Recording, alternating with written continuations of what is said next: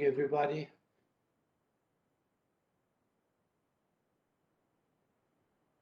Thank you, Radley. Now, thank you, Emma. Before starting lecturing and talking about uh, not only integration theory, but also sequences and series, let me know if you have any question about previous topics. Thank you, George. Thank you. Any question at all?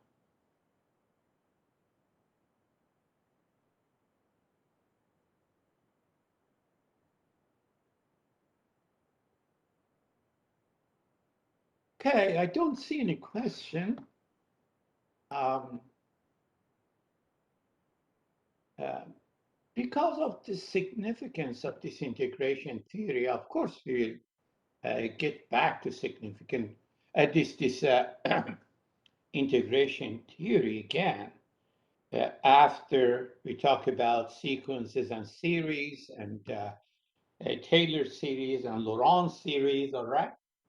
And we combine this Laurent series and integration theory, and the combination will give us an extremely beautiful and efficient uh, theorem, which is called residue theorem. All right, we will talk about that in chapter 16. But let me briefly just talk about what we did on um, Wednesday, and I'm sure that Eric also uh, reviewed those material with you uh, on last Friday. So everything starts with Cauchy's theorem, of course, and then after Cauchy's theorem, we have Cauchy integral formula, which is right here.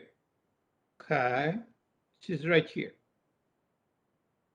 Now, Cauchy's uh, theorem uh, basically said, this is Cauchy integral formula. Cauchy's theorem basically says, if you're integrating over a, a closed curve and the function has no bad point inside that closed curve, of course, it shouldn't have any bad point or singularity on the curve as well. So the Cauchy theorem says, as long as you don't have any bad point inside, the answer is zero. Okay? Very simple and a very beautiful theorem. Now, Cauchy integral formula, though, if you pay attention here, f of c doesn't have any bad point, but in denominator, we have a bad point. Okay? So you're integrating this function over this curve C, which has a bad point right here, a singularity here. If this is a simple singularity, meaning that the uh, exponent here is 1, uh, then the answer will be 2 pi I. You evaluate the function at this singularity, and that's it. That's Cauchy integral formula. And after that Cauchy's integral formula, of course, the natural question is, what if instead of uh, exponent 1, you have some exponent 2 or 3 or something, in general n?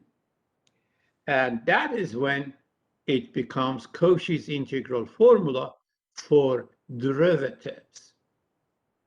If here you have n plus 1, and you're integrating this function, which is this function itself is analytic, nice function, but z0 is a bad point, which is inside this closed curve, all right?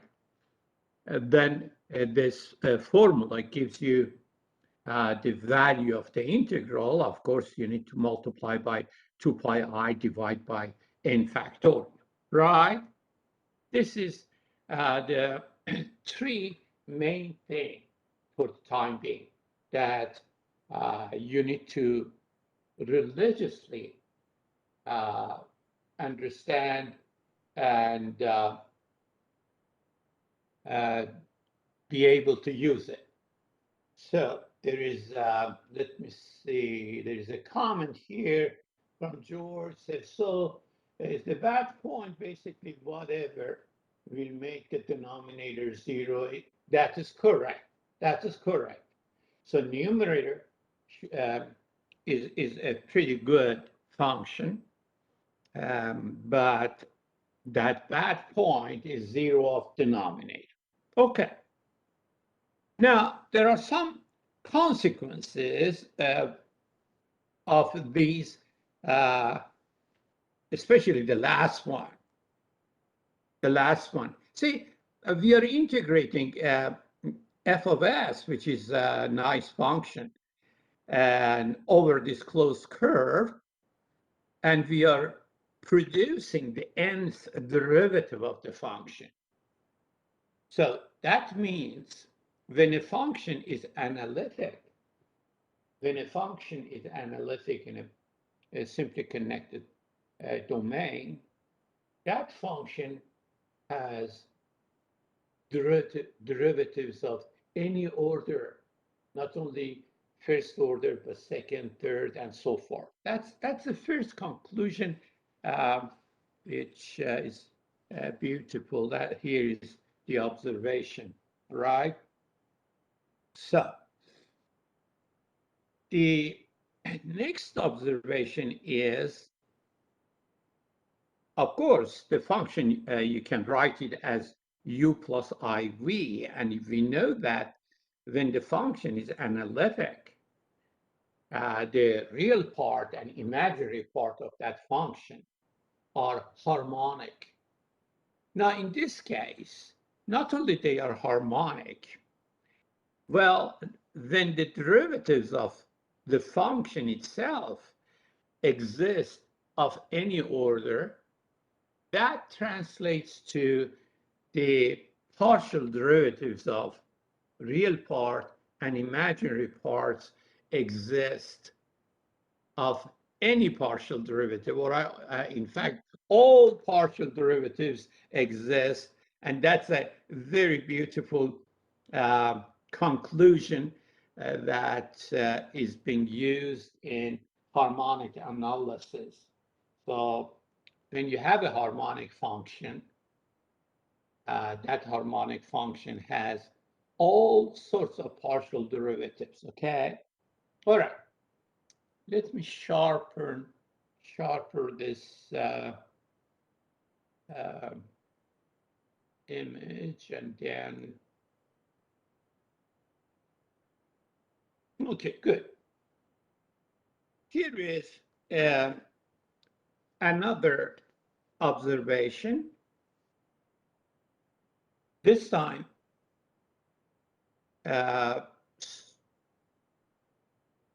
I'm assuming that the function is bounded, all right?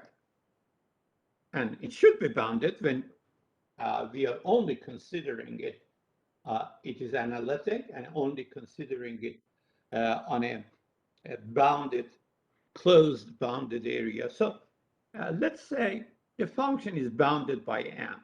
So what happens in that formula, that Cauchy integral formula for derivatives?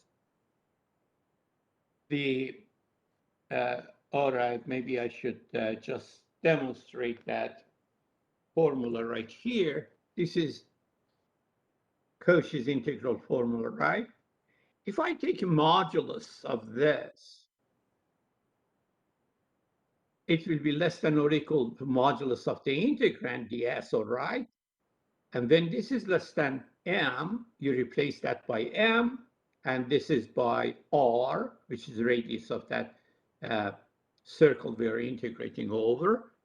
An integral of ds will be L, right? L is the length of that circle, which is the perimeter, and it will be 2 pi r. 2 pi cancels, one of the r's cancels, and after this simplification, you get this, which is called Cauchy's inequality. Cauchy's inequality. Again, I need to make this sharper.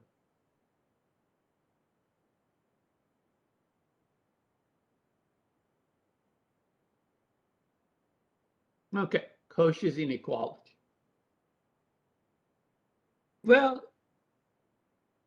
I would like to use Cauchy's inequality for a very special case when n is 1.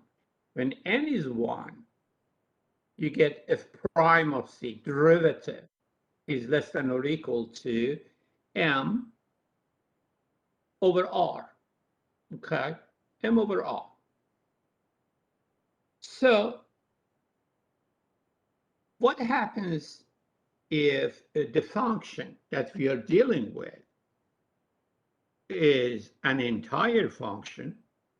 But remember, for this inequality, I am simply considering it over this circle of radius r, and m is the upper bound for the function when z is on this circle. But what if you have a function which is entire? It's analytic everywhere. Can that function be bounded? Okay, let's find out. If the function is bounded by, let's say, by m, and is analytic, then r can change. We can make r bigger and bigger. And from that Cauchy's inequality, we will get this one. If prime at any point is less than or equal to m divided by r. R is the radius of this circle, all right? So s minus z equal r.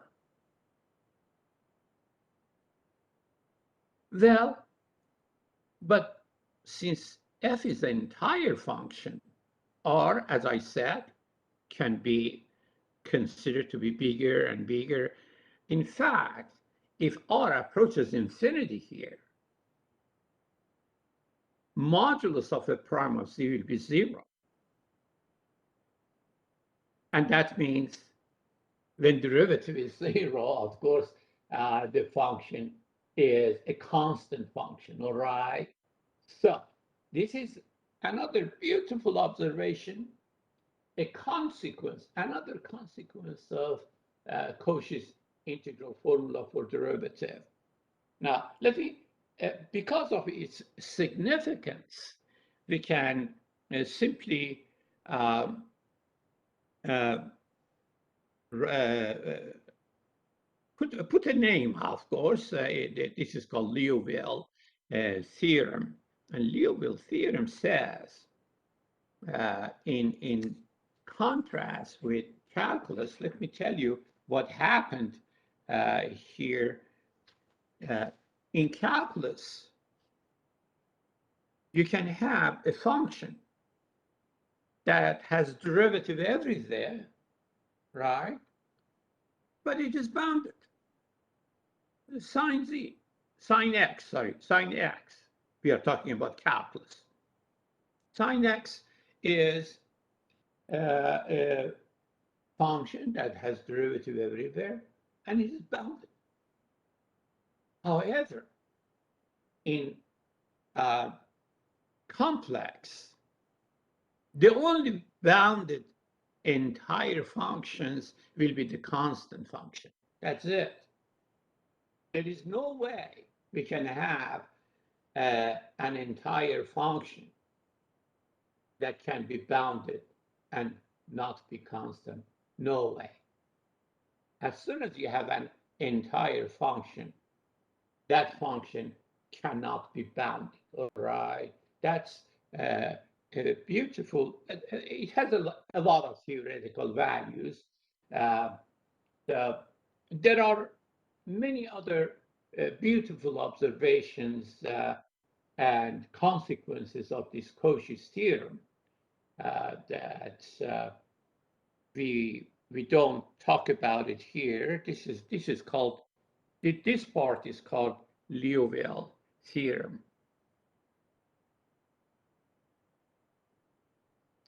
This is Liouville theorem, and for those of you that later become interested in this topic of complex analysis, I would strongly recommend that you take the graduate level complex analysis, which they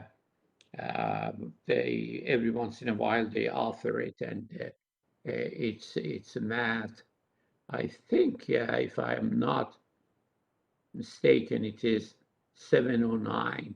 It's a sequence 710. Um, they talk about complex analysis. Uh, all right. Any comment, question about these Cauchy's integral formulas or Cauchy's theorem for the time being? Because um, right now I want to stop talking about integration. And after this, I'm going to talk about sequences and series in complex. And later, I'll talk about Taylor series, Laurent series. And as I said, after that, we are going to combine Laurent series with Cauchy's theorem and come up with a beautiful theorem, which is called residue theorem. Any comment or question so far?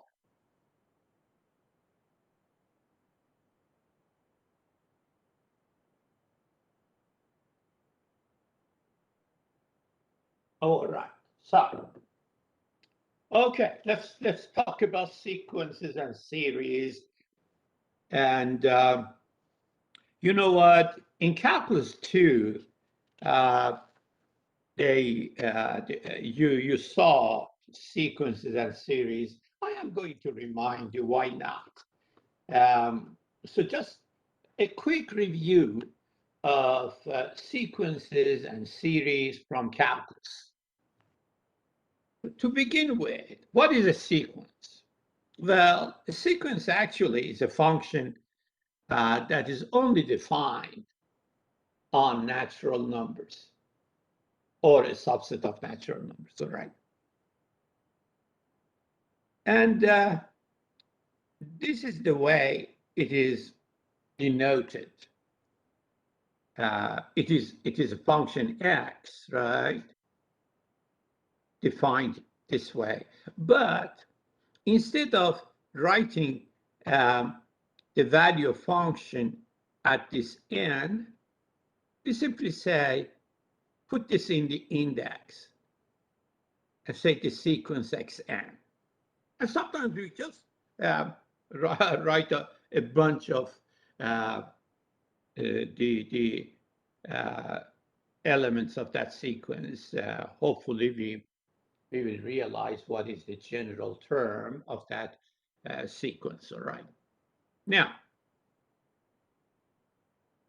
always the question, as soon as you see a sequence, the question is, what happens if n gets extremely large? We don't care about when n is small, n goes up to 100 or even 1 million. No. What happens if n goes extremely large? And that technically it is called what is the limit as as n approaches infinity, all right? Okay. Well, as n approaches infinity, sometimes, not all the times, sometimes the elements of the sequence, these xn's, accumulate in a vicinity of a point A. And that is when we say the limit is A. Now, the very accurate definition of limit is this. We say the limit is A if whenever you choose a neighborhood of this point A, all the terms of the sequence will fall into this neighborhood, except for finitely many of them, right? Now, all the terms except finite number of them exist. That means there is an index that after that index, all xn's are going to be in here, right? Now, mathematically speaking, how do we determine this neighborhood? Oh, that's A is fixed, right? We can have different neighborhoods if we choose different radii.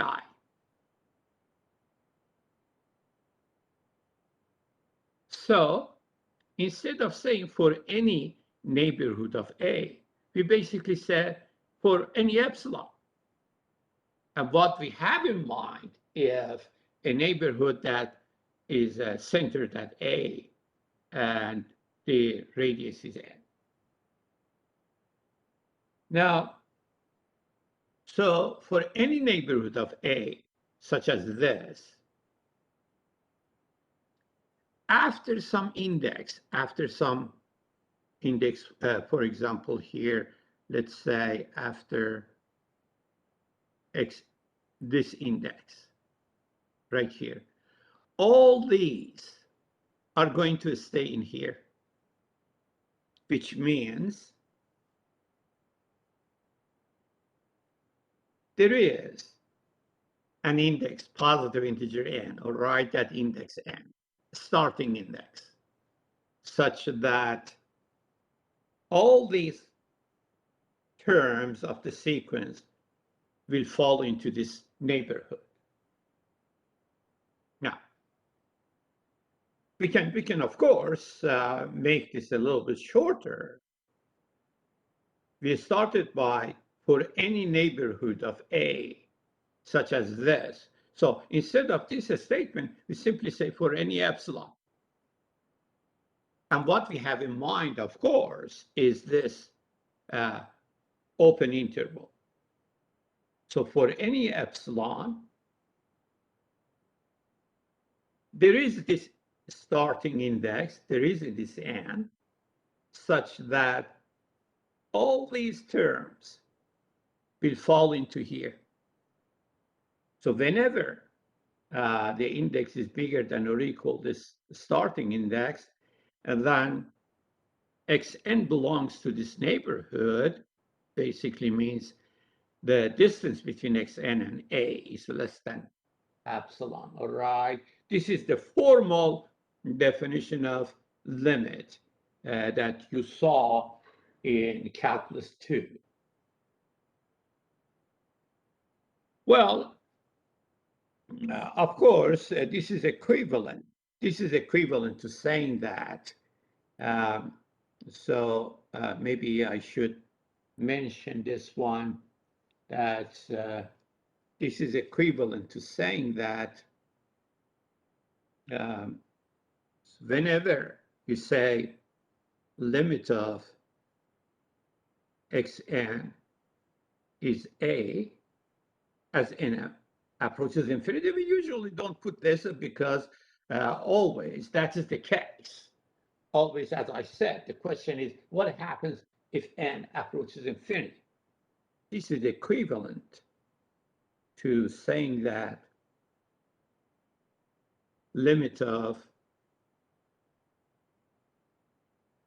xn minus a is 0 as n approaches infinity, right? So that's good to know. Well,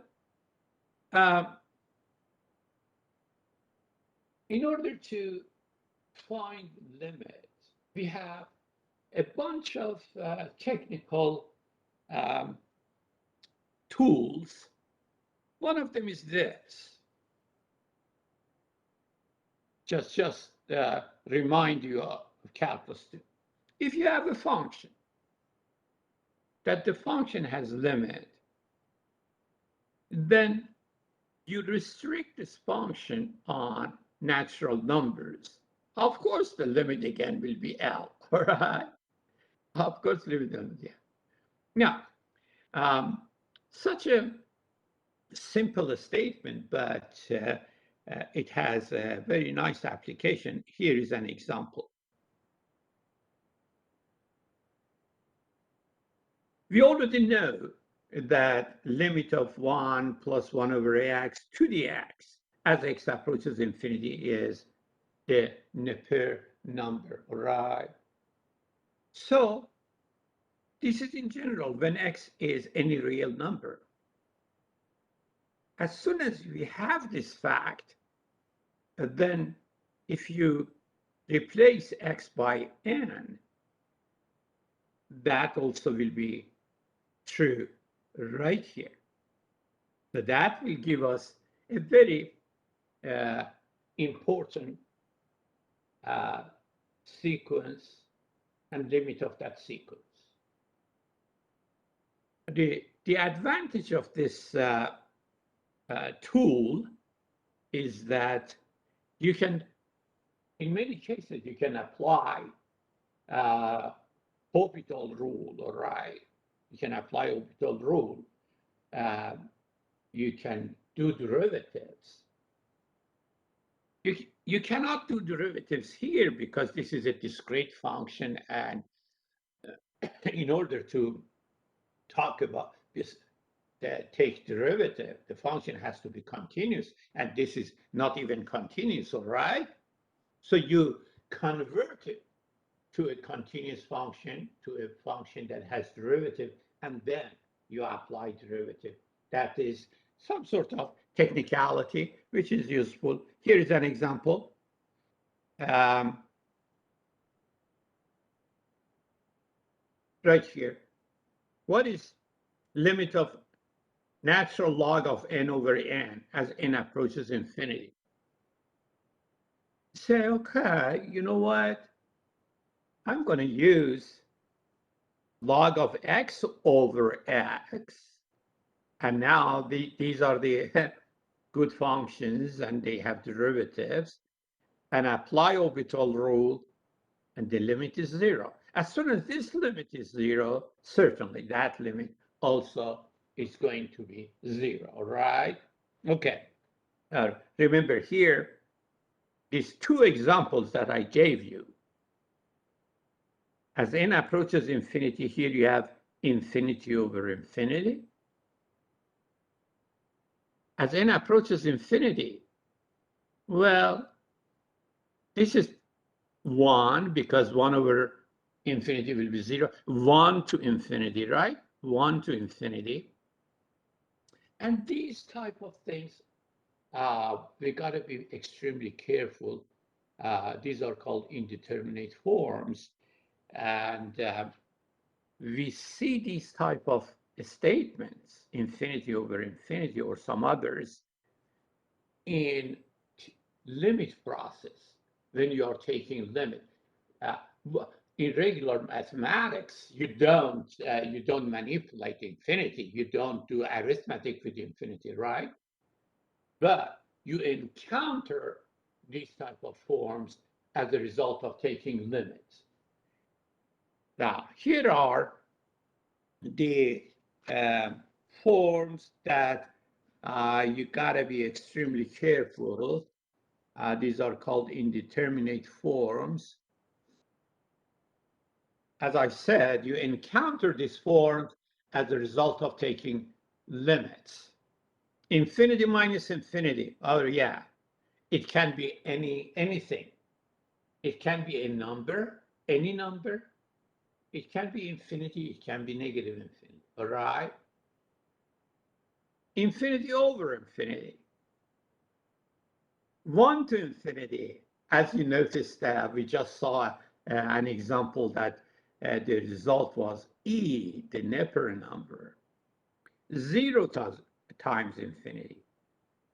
0 over 0. All right. These are indeterminate form. They, as soon as you see such things, don't make judgments right away. You got to be careful. You got to find the result by going through some sort of manipulation. All right. Those were some basic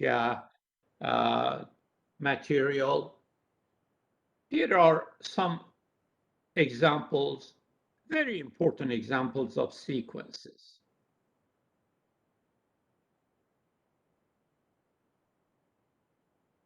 Limit of nth root of a. A is a constant number. Of course, a is positive. Is 1.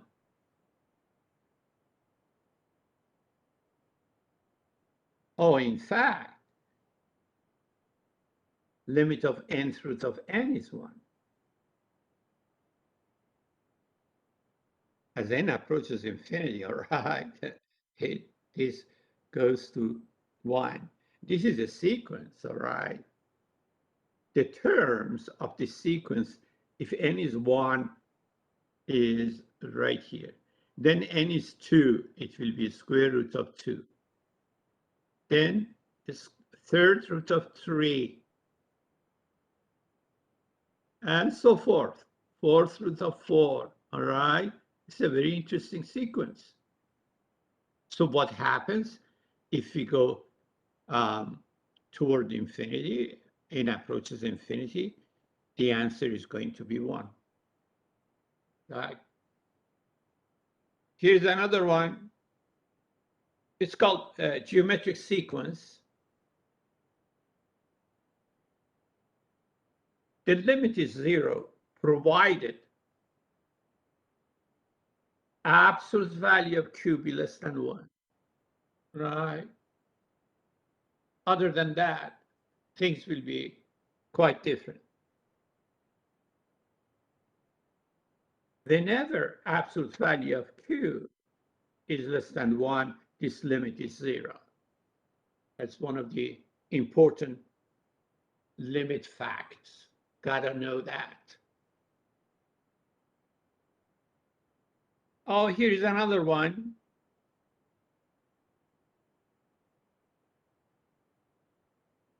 Instead of 1 plus 1 over n, you have a number over n. What is the limit as n approaches infinity? E to that number, all right? Okay, that was about the sequences. Now let's review some facts about the series. What is a series? Well, you start with a sequence. So a sequence will be given. You already have this sequence. You use that sequence and you generate a new sequence. That new sequence, we call it series. Now, how do we generate that new sequence? Here is how. The first term of this sequence, the new sequence that I'm generating, S1 is X1, but S2 is X1 plus X2, okay? X1 plus X2, just make sure that I do not confuse anybody. This is X1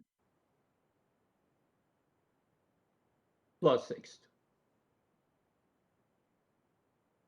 The next term, S3, will be X1 plus X2 plus X3, okay? In general, Xn, Ssn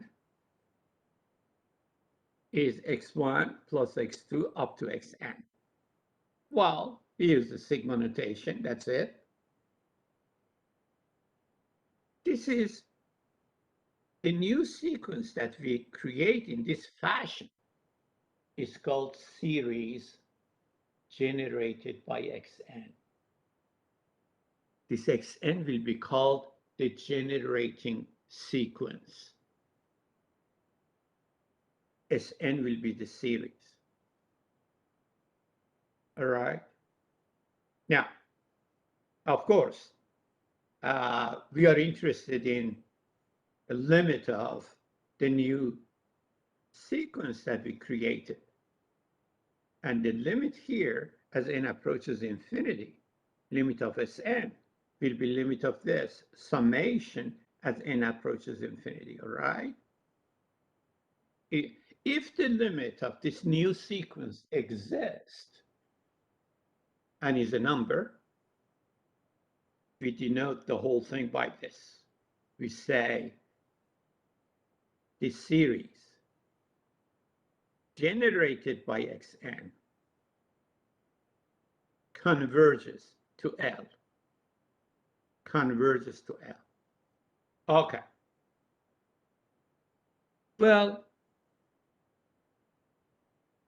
I have seen a lot of confusion. Students usually confuse the generating sequence and the series. The series, when we talk about the series, it's this infinite summation. But the generating sequence is this Xn. What we do in this topic, though, we would like, by looking at this generating sequence, make a judgment whether the whole infinite summation converges or not. All right. So this is the beauty of this topic. Of course, Sn is called the nth partial sum. This is called the generating sequence of this series. And the beauty of this topic is, by looking at this just generating sequence, by looking at Xn, we would like to make a judgment as whether this infinite summation converges or not. Okay. All right. Well, of course, in calculus, you have developed some, there are some terminologies and there are some facts that I'm going to review those facts because we need those facts, all right? We need those facts. That is why the prerequisite for this course is Calculus 3. And we are assuming that the students who are taking this course, they fully understand and know a material. But on the other hand, I know that we are susceptible to forget things, right? That is why uh, I am trying to give you a synopsis of what you saw in Calculus 2 when it comes to sequences and series. All right, here is a term. If you take absolute value and converges, the series converges. We say the series converges absolutely. And as soon as the series converges absolutely, of course, the series itself will converge, okay? Here is the first fact. If this converges absolutely, then of course the series, this infinite summation, without the absolute value also will converge. The next thing is what we call,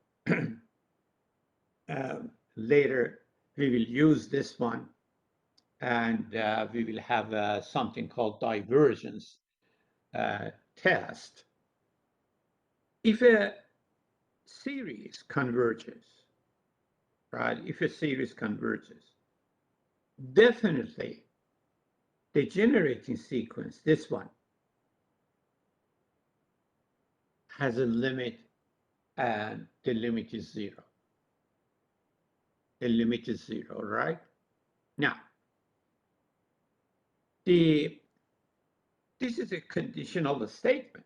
If this happens, then this happens. It's not a two-sided statement. And let me remind you of a little bit of uh, logic here. In logic, if P, then Q is equivalent to, if not Q, then not P. This is called contrapositive of that statement. These two statements are equivalent. Now, sometimes the contrapositive statements are very useful.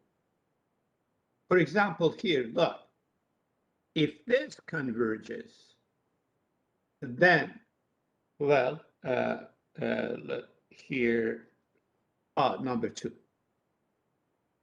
If this series converges, then the limit of generating sequence should be 0. So if P, then Q. What is the contrapositive here? The contrapositive says, if not this, then not this one. And that translates to, if limit of xn is not 0, then this infinite summation diverges.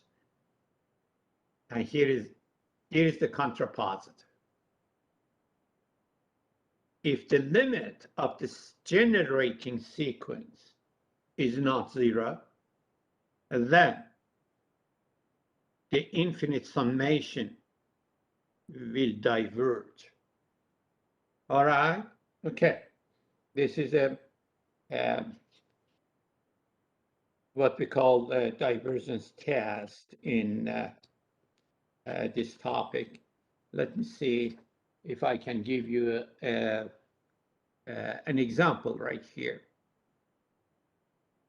So this is the contrapositive of this number 2, called divergence test. Here's an example. You want to see what happens to this series. What happens to this infinite summation? The generating sequence is this, but the limit of generating sequence is 1, is not 0. as soon as the limit of generating sequence is not zero, that infinite summation diverges. So this diverges to infinity. The summation is infinite. You're right. Okay. Any question about this divergence test?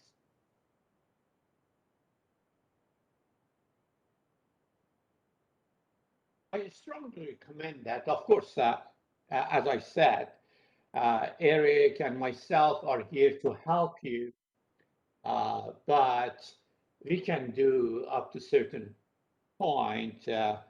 You yourself need to help yourself. I strongly recommend that you go ahead and uh, review the material of sequences and series from Calculus 2. I'm going to upload a bunch of exercises concerning the sequences and series, all right? Just for your convenience, I will upload this afternoon, and you try to do those problems to somehow sharpen your skills in uh, this Calculus 2 material. All right, next. Next, as I said, this statement right here, the divergence test, is a one-sided story. It only says if the limit is not zero, then the series diverges. But if the limit be zero, we don't know what will happen. We don't. Be careful about it. Here is an example. I'll look at this series. This series, this called harmonics, is and goes from 1 to infinity, of course. We don't write usually this, but that is, but the limit is zero, okay? Although the limit is zero, but the series diverges. But the divergence test is useful for the case when the limit of generating sequence is not zero. Okay, here are some other tests for divergence. Remember, I told you, given a series like this, we would like to look at this generating sequence and make a judgment whether that series converges or not. I'm repeating this several times, and I'm going to repeat again because I have seen that my students usually confuse between the generating sequence and the series. All right, now let's go back to non-negative series when generating sequence is non-negative. We have a test called ratio test. You take the limit of xn plus 1 over xn. This is the generating sequence, remember. If the limit is less than 1, the series converges. If L is bigger than 1, the series diverges. For L equal 1, it's inconclusive. No conclusion, all right? No conclusion when the limit is 1. That is called ratio test. Here is another test called nth root test. It is very similar to ratio test, but this time you take nth root of generating sequence, all right? This is generating sequence. And if the limit exists and is L less than 1, the series converges. bigger than 1 diverges, and 1 no conclusion. All right? This is called nth root test, or just for derivative, root test. Any comment, any questions so far?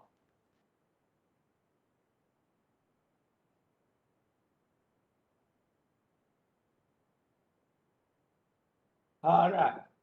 Do we have any other tests for series? We sure do. Here is another one.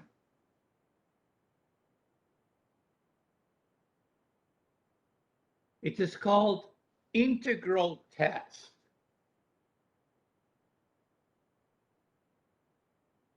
It's called integral test. Now,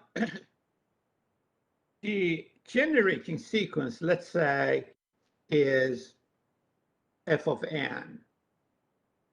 For example, right here. Here you have a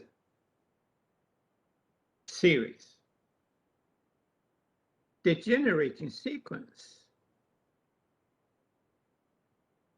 is 1 over n squared. So if I talk about f of x, that means 1 over x squared.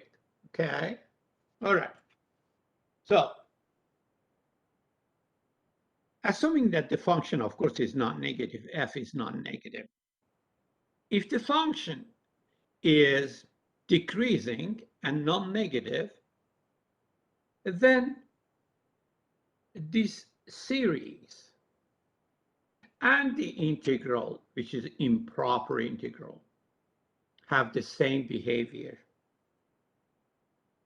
They behave the same. If this integral converges, the series converges, all right? If the integral diverges, the series will diverge. This is called integral test. Integral test. Here is an example. I want to see what happens to this series. This is an infinite summation. N equal 2 will give you this, plus n equal 3, plus n equal 4, and so forth. So what happens to this infinite summation? The function, if I want to use integral test here, the function is 1 over x, natural log of x. And I know that this series and this improper integral, they have the same behavior, right? But why do I use integral test? Because apparently sometimes it's a lot easier to integrate and decide on the behavior of this improper integral. The antiderivative is this, and from 2 to infinity is infinity. So the integral diverges. As a result, this series diverges. The series diverges. The second example on previous page, I don't know. What example are you talking about, Ima?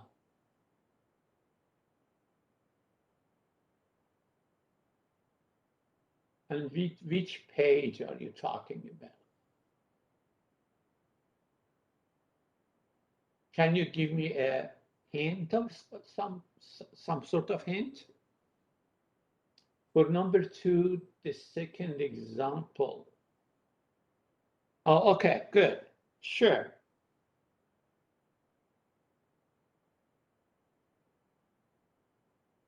This number 2 was divergence test.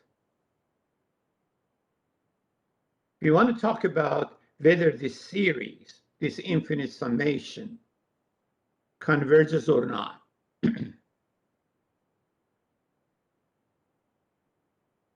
Here, the limit is not 0 then the series diverges. But what I said here was that this is number 2 is a conditional statement. Conditional statement says, if this happens, if limit of xn is not 0, then the series diverges. We got to be extremely careful here. If limit is not 0, the series diverges. What if limit is 0? Can we say the series converges? No, you cannot. And why not? Oh, this is called counterexample. Here is an example that we cannot say such a thing. Because although limit of 1 over n as n approaches infinity is 0, but this series diverges to infinity, all right?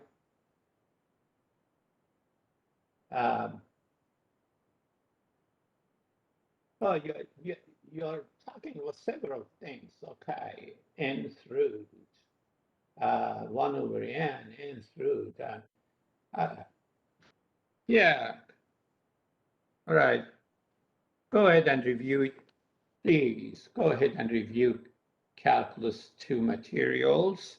I am, as I said, I'm just giving you a synopsis of what you have seen. Very, very short, brief, but okay. I'm glad it cleared up. All right. So the integral test. Is there any other test? Sure. We have in these tests, ratio tests, root tests, and integral tests, those will apply to non-negative series. But sometimes you have alternating series. You have a series that the sign alternates, plus, minus, the sign alternates.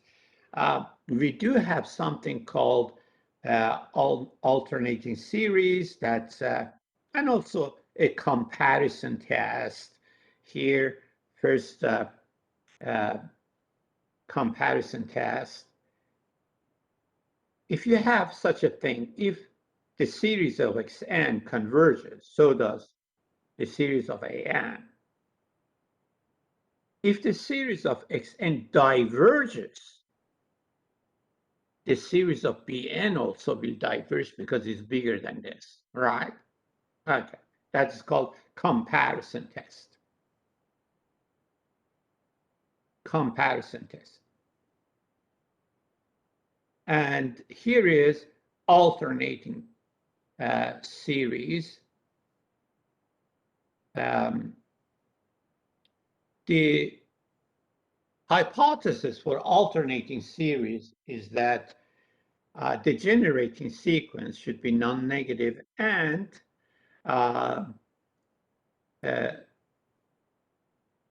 decreasing, strictly decreasing, and the limit should be 0, right? If we have these 3 conditions, then this alternating series converges. Just in case. If okay, well, as I said, this is a brief discussion of the material that you had in calculus. Now comes complex, starting with a sequence.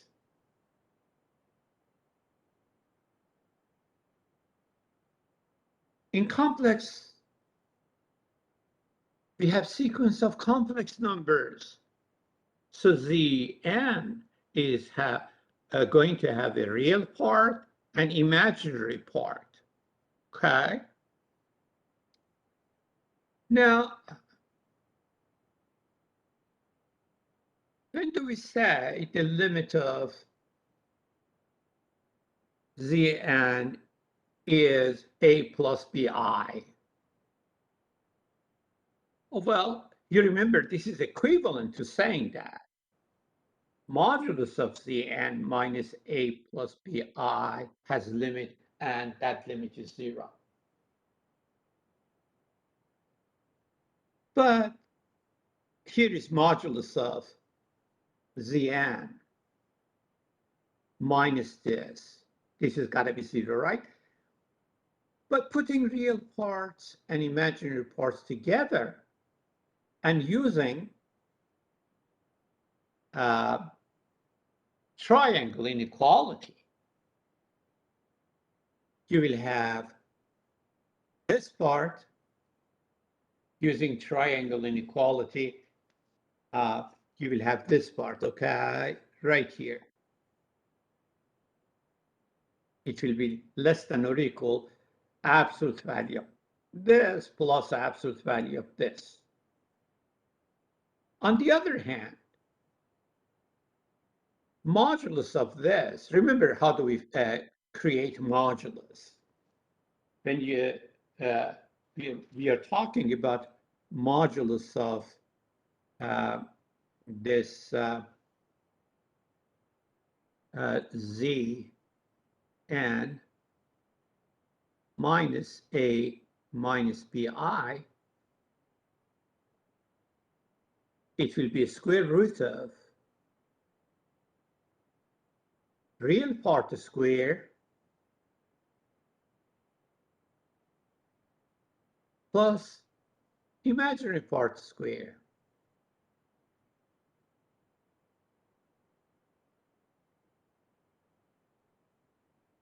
Now, in this square root, if I ignore this, this is a positive quantity. If I ignore this part, this will be, you will get something smaller. So this will be definitely bigger than or equal to square root of just this, or a square root of just this one. And that is when you get xn minus a or yn minus b.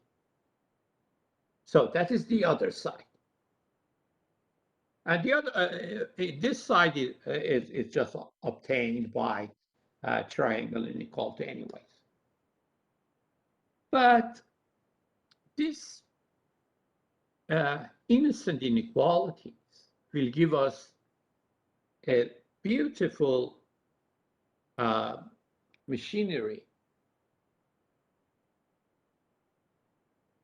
Then let's say the limit here is a plus bi. That means if you take an approach to infinity, just forget about that side, all right?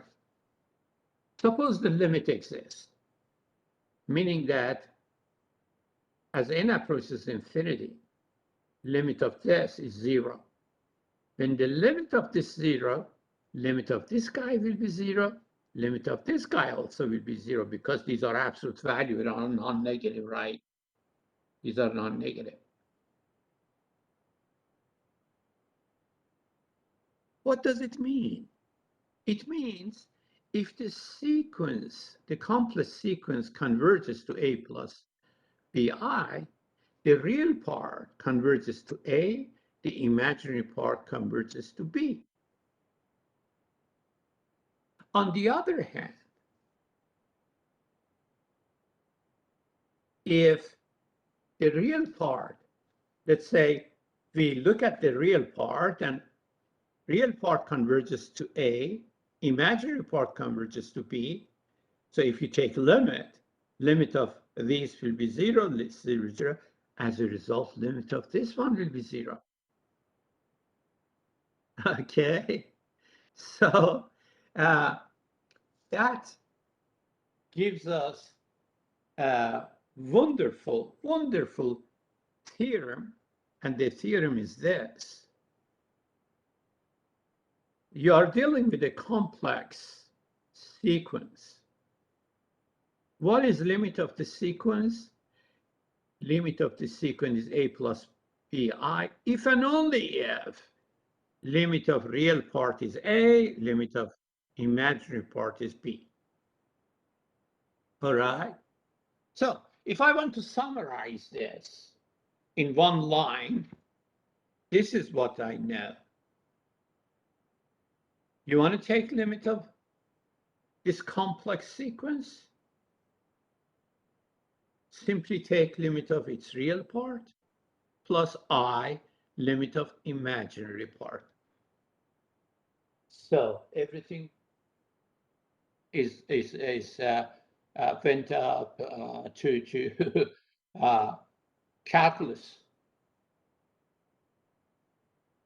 because the real part and imaginary part are the sequences that you have already discussed in calculus. Okay, example. I have this sequence right here.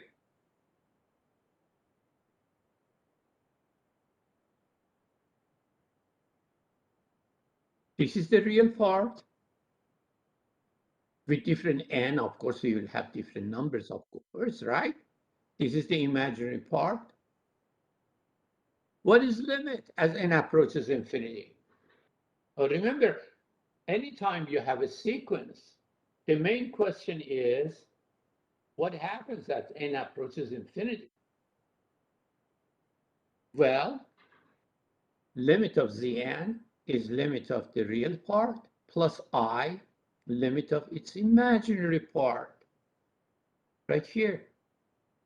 Done. We already know that limit of this guy is 1 over e. Limit of this guy is 1. So right here. So we are back to calculus 2, all right? That is why it's extremely important that you review your material. And today I am going to upload some examples, some review problems. And please be put enough time for those review problems and try to do those. Okay, how about the series? Well, remember, series are, again, life sequences generated by a generating sequence. So series of Zn will be series of the real part plus I, series of the imaginary part. So the discussion about the series will end up to be the investigation about the series of real part and the series of the imaginary part, okay? So nothing new. With these two facts, everything went back to calculus 2. Now, the only thing that I'd like to mention here is the absolute convergency. When you say absolute convergency, you take modulus of Zn, all right? If modulus series generated by modulus of Zn converges, we say this series converges absolutely. So, and it's good to know whether the series converges absolutely or not. And as soon as you take the modulus, again, you are going to have a non-negative series. And as soon as you have a non-negative real series, you can use all those tests, all right? All those tests, ratio test, root test, and so forth, comparison test. Now, I am going to give you those tests, um, starting with divergence test. Remember, this is if the series converges, the limit of the generating sequence got to be 0. And the contrapositive here is going to be this divergence test. If the limit of Zn, the generating sequence, is not 0, the series diverges. Divergence test. Okay? We have this geometric series.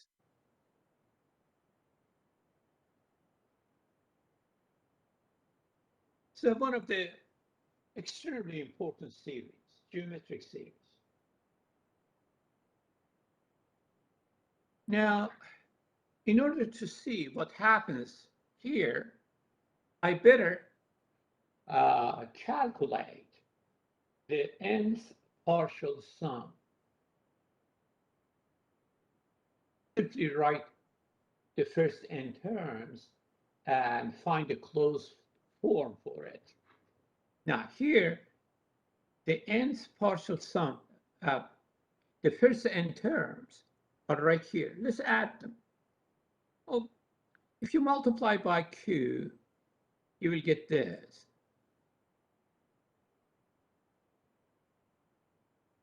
If you subtract them, this cancels, all right? This cancels, this cancels. So you will end up having 1 minus q to the n. Right here.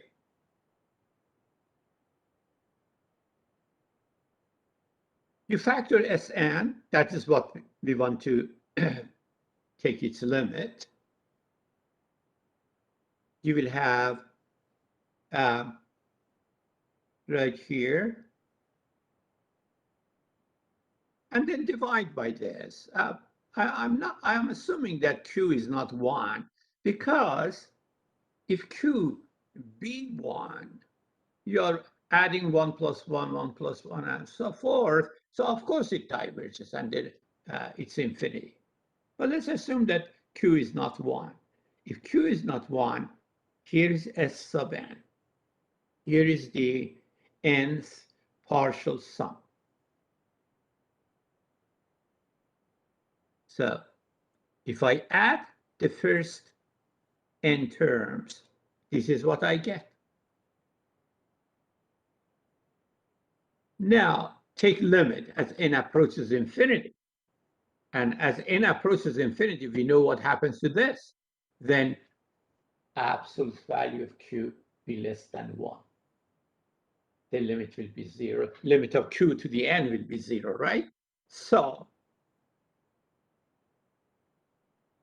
limit of the series then will be limit of this guy, and limit of this guy is this.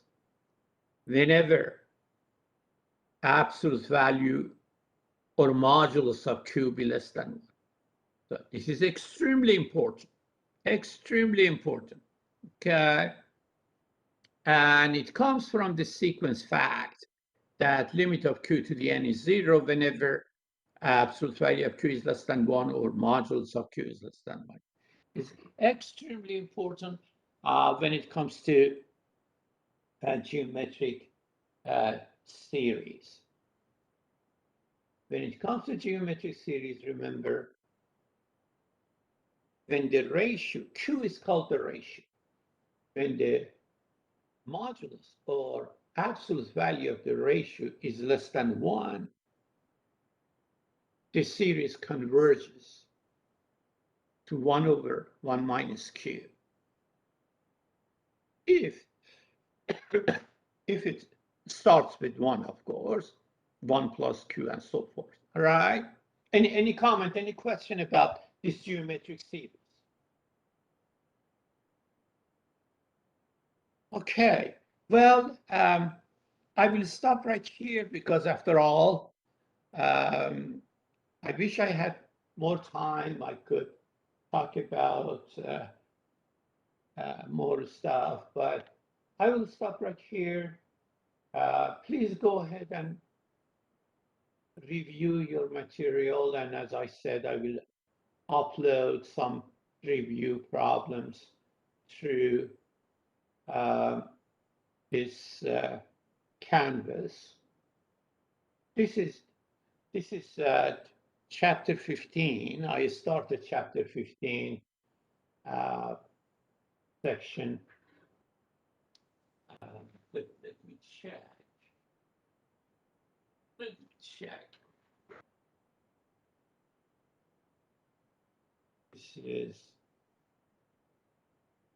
chapter 15.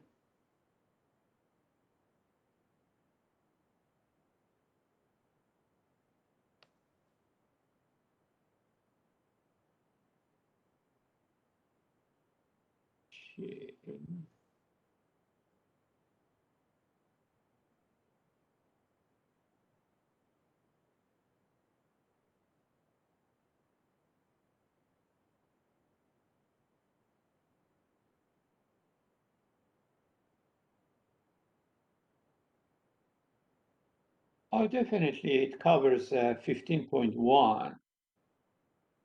Definitely covered 15.1. Okay.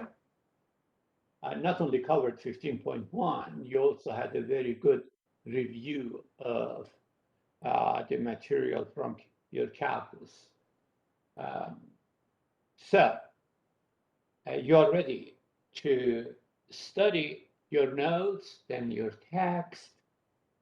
Uh, if you still have your calculus 2 book, study uh, sequences series there, and then do the homework problems.